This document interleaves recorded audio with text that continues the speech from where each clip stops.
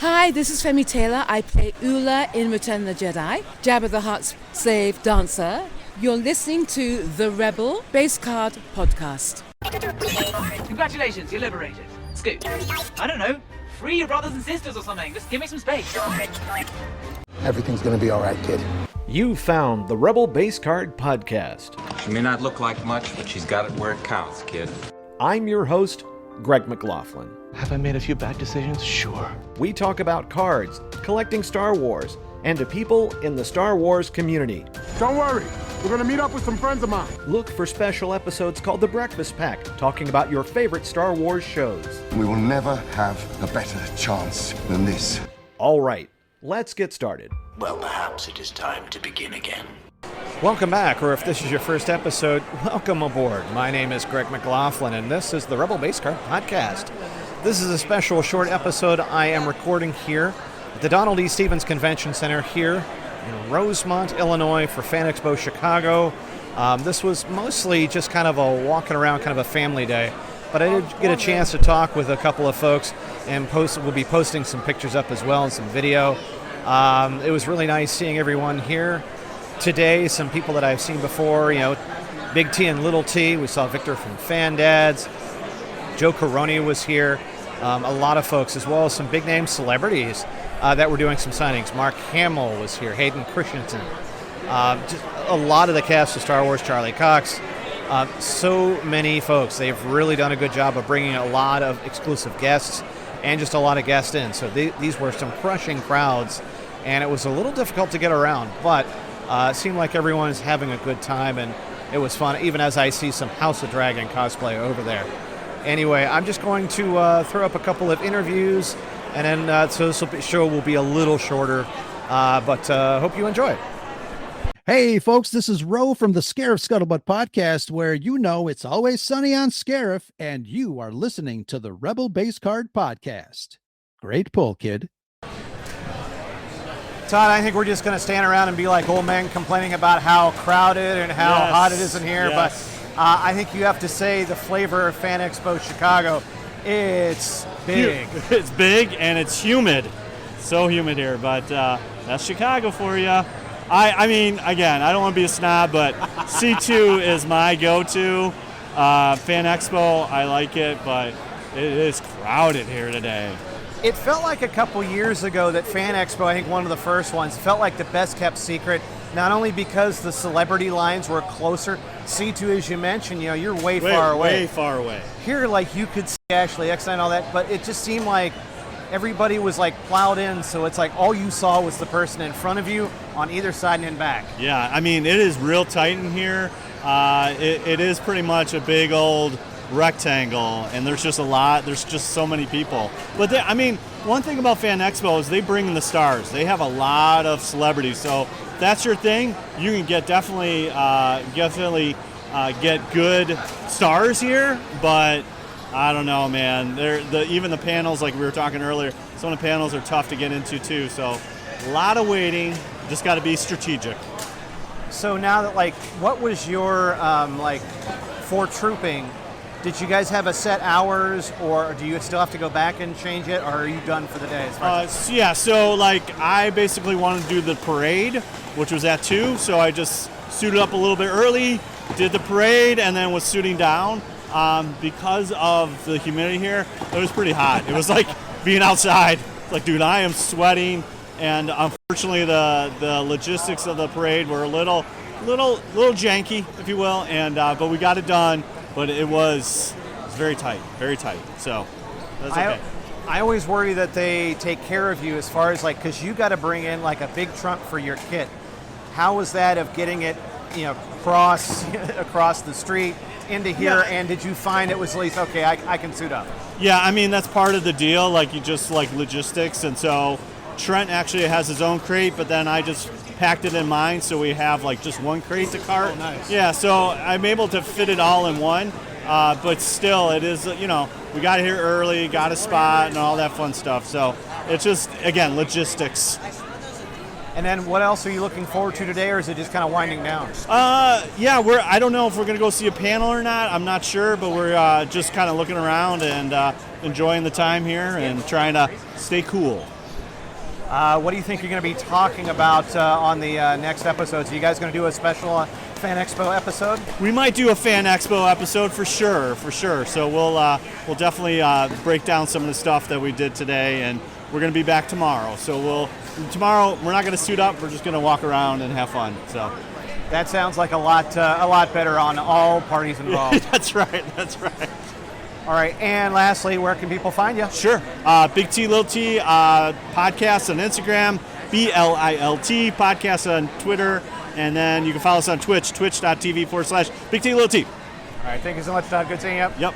Hi there, this is Dan Zare from Coffee with Kenobi, and you are listening to the Rebel Base Card Podcast. Great poll, kid. All right, Victor, you're no stranger to cons or interviews, but where you just came from, that had to be pretty special. Can you describe it for me? Yeah, we got lucky and we got to interview Diana Lee and Los Santos. Yeah, it was funny because, I always try to have all these questions in my head of what to ask, and as soon as she started talking, I went blank for a second. But then it hit me, so I asked her about her character, getting the role. I asked her about learning about her arc from the Tales of the Empire animated series. And then I even asked her about Mystery Men, because it's one of those things that it's in her bio, and I doubt people ask her about that because it's always about Star Wars. And she was like, oh really? And then she gave me a pretty cool answer. So it was kind of fun, and it was great to get that opportunity to do that. I seem to remember when I used to go autograph seeking with my son, and he was when he was a baby, it was easier to get autographs because it's oh, look at the guy with the baby strapped to him. I'm sure with family members here, maybe it's a little easier to kind of walk around. What do you think with having an assistant today? Oh, it's always great. It's great because that way I know that I'll have a good angle on my film instead of me doing the selfie thing all the time. But it's also cool because it's they get to meet them and then also see what we're doing, and then hopefully that bug will hit them and then they would want to do it. Maybe they will do the interview next time. How did you feel about the Charlie Cox panel? I thought I saw you in a sea of people. Yeah, no, I thought it was pretty cool. I enjoyed it. Some interesting questions at the end, which was always kind of fun. But yeah, no, it was pretty good. I mean, he was really being tight-lipped about everything that he can and can't say, which is always funny. Because any little thing that they say might be read wrong by everybody, and then it'll be spread all over the internet. But he was really cool. It's a really cool panel. And I hope I get to meet him and interview him. We'll see what happens. Yeah, what are some of the other things you got to do today? We basically just walked around. I talked to Stephanie Williams, who is from Chicago. She writes, she does the Marvel voices. She writes for that. She did some of the Moon Girl and Devil Dinosaur. There you go. Yeah, see, that's why I need my assistant.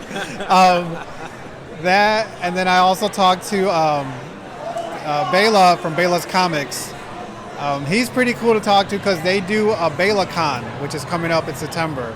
And it's a really small, in the basement of a church comic convention. So it's just comic books and then toys. And then the one they had earlier this year, Tim Seeley was there, which was kind of cool. And then they had some people from 1 Hour Tees that designed the shirts, and they're also artists. So it's kind of an independent, how things used to be back in the day, comic convention, which is really cool, and it's free to attend. And how would you really compare this now to C2? I know that you're no stranger to that. Right. Do you feel this is starting to kind of creep up or maybe outgrow its setting, or how do you feel about this year as compared to others? I think with the number of people that are here this year, I think it's catching up to C2E2. I also think, and I think my daughter and my son were talking about this earlier, because of the guests they have here, like Mark Hamill and Hayden Christensen, maybe that's why we have so many people here this year. But I think if they keep up that level of talent that comes in, it might surpass. But you never know, because C2E2 every now and then they have some great guests too, and they have some awesome. The thing that they don't have here, that they have at C2E2 is the exclusives. There are a few here, but I feel like C2E2 has more. They connect more with certain brands to make things that you could only get there. So how are you going to be posting? You did your interviews. Or is this going to be video? Is it going to be written? Is it going to be where are you going to be posting this stuff? The interviews I've been doing, I've been putting them on our Instagram. especially because a lot of them like have panels later today, so I want to get it out there so people could see it, and they've mentioned their panels. But yeah, after that, I'll probably cut the videos up, put them like as shorts on YouTube, or just put them all together and put them on YouTube, and then write my recap of everything that happened this weekend. Well, that sounds like a good segue to make sure people can find you. Where can they connect with you and see some of this great stuff you're doing here at Fan Expo Chicago? Yeah, everything is fandads.com. All our handle and all our social media is just fandads, FANDADS.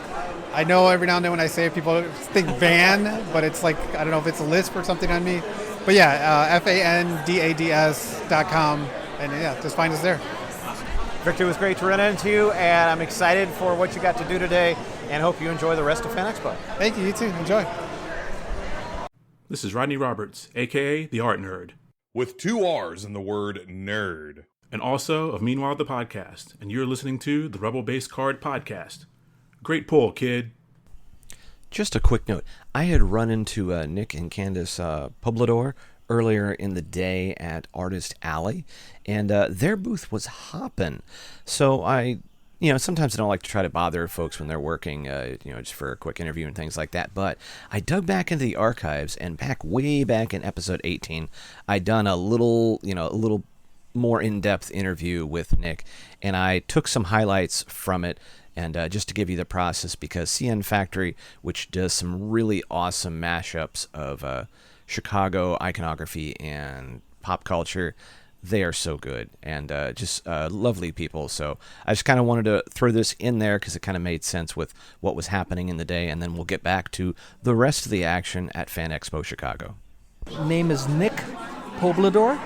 The name of our company is CN Factory. C and N is the acronym is for my wife's name, Candace, and my name, Nick. And what do you guys do? We do handmade screen prints of pop culture mashed with Chicago iconography. Well, everything we do, because my wife and I, we have a very close connection to the city of Chicago. We both met in Chicago about 30 years ago, so we're married and we're both in the creative field. So we've always felt we've had a connection to the city. And the other thing is that the Chicago graphic and iconography is very iconic and very relatable to anybody who lives in the Chicago area and the surrounding suburbs. So the flag colors, for example, as well as the stars and bars, that's something that anybody who lives around here will recognize. And as well as other things like the CTA train or the Chicago skyline. It's a very great graphic to kind of start building off of. Since my wife and I are both we're both nerds, just like a lot of us here, we like a lot of pop culture of the genre.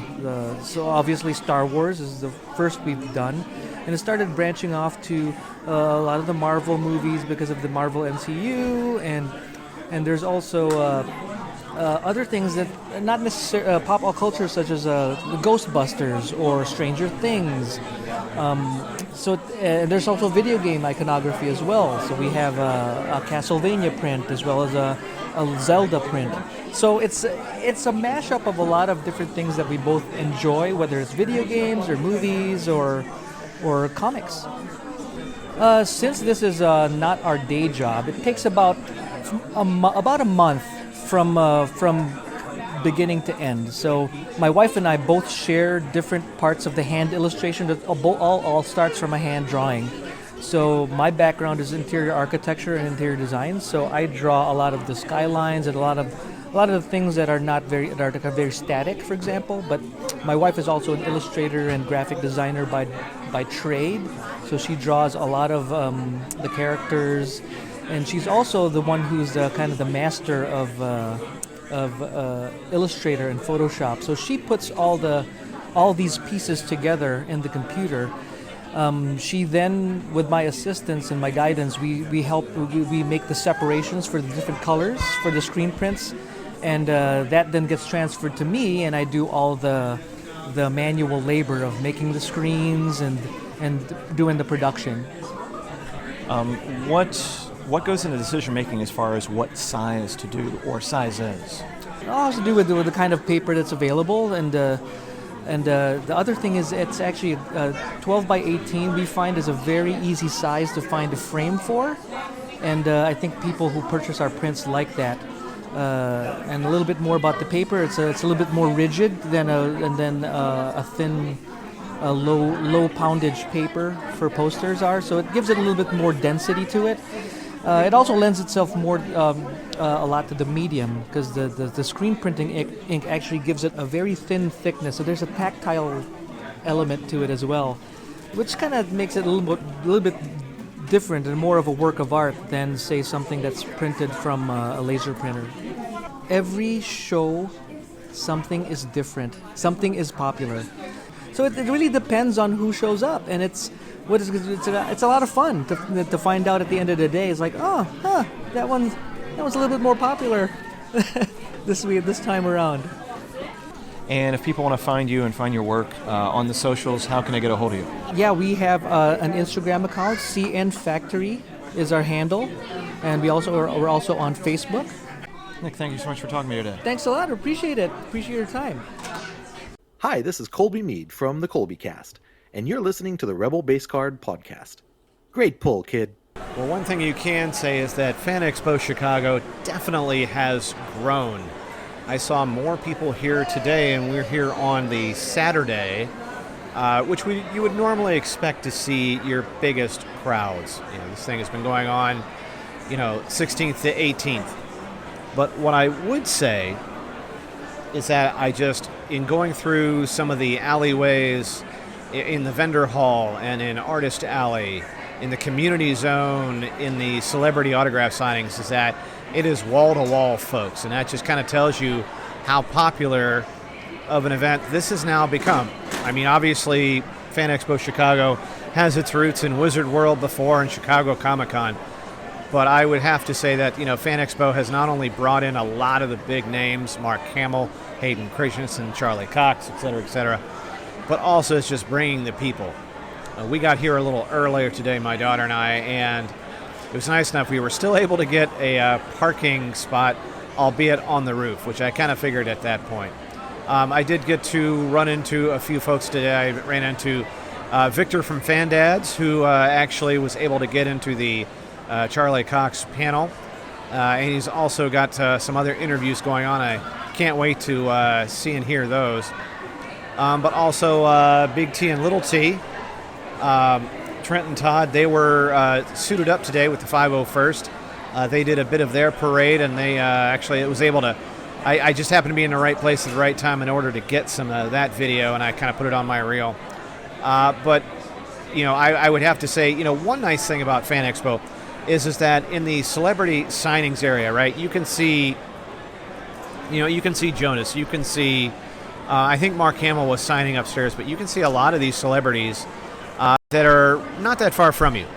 And that was always kind of the nice thing about Fan Expo, as opposed to, say, C2, where your autograph hall, you were way down. You weren't catching a fading glimpse of anybody. But at one point, as I was walking past, I kind of knew where you could just really see the celebrities right there. And that was just really, really cool. So just kind of taking a breather at this point. I'm going to try to see if I can make one more little hookup before I call it. We did get a chance to get in one of the autograph lines for one of the anime voices that my daughter likes to see, and that was really a great encounter there. But other than that, and just getting a chance to see a few folks getting over to where the 501st was in the community zone. They had a podcast stage over there. They had the Ghostbusters always have a huge turnout there. They had a pretty big booth set up. The food vendors, as expected, were pretty crushed. So I would almost expect to see this expo, if they're going to have it here again, almost move into one of the remaining halls here on the ground floor, because they're pretty much, I think they have about 2/3 of the first floor. And I know that they were doing some things in the theater area on the second floor, and they were expanding some of the signings up there. So I would almost expect them to see if they could expand a little more, just because of the sheer number of people who are here. That would be my hope. I think that would make it a little more accessible to folks, and I think that would take advantage of the space a little more, because it's not for lack of content. A lot of panels and things like that going on. This is going to continue into tomorrow. Once again, I want to thank everyone who had a chance to talk with us today here at Fan Expo Chicago. As we are heading out the doors, I'm going to let Card Squadron take it out for this special episode today, and we'll talk to you soon. The Rebel Base Card Podcast focuses on cards, collecting, and the Star Wars community, and appreciates you coming along for the ride. If you have any feedback for this episode, you can reach out to the program in a number of ways. You can leave a comment on the Instagram post for this episode. You can also DM Greg on Instagram at Rebel Base Card. Make sure to also follow the Rebel Base Card on Twitter and Facebook at Rebel Base Card. If you want, you can send an email to greg@rebelbasecard.com. And you can find show notes for this and all episodes on the website rebelbasecard.com. In the Star Wars Card Trader app and just about every other one, you can find Greg at CornFedTech. The Rebel Base Card uses the hashtag Card Squadron as a way to alert friends about cool cards and recent drops in the galaxy far, far away. It's a great way to bring our community a little bit closer together and help one another finish our sets in time. We collect, communicate, and commiserate. Well, at least when we run out of credits or crystals to spend on our digital collections. Join the fun, even if all the other cool squadron names were already taken. And remember, we collect as one and would be honored if you join us. And if you are a sketch card artist or Star Wars artist or collector, cosplayer, and want to talk about your work, your craft or passion, drop Greg a line. I'm sure he'd love to hear your story. You can also help the show by leaving a comment or review on Apple Podcasts or wherever you got this episode. Otherwise, the mission is clear. Keep those cards out of the hands of the Empire, and the Rebel Base Card will return soon. This podcast is not affiliated in any way with Topps, Disney, or Star Wars, nor is it endorsed by Disney or Lucasfilm, and is intended for entertainment and informational purposes only. All names and sounds and any other related items are properties of their respective trademarks and or copyright holders here in the U.S. and abroad. The official Star Wars website can be found at www.starwars.com. That's it.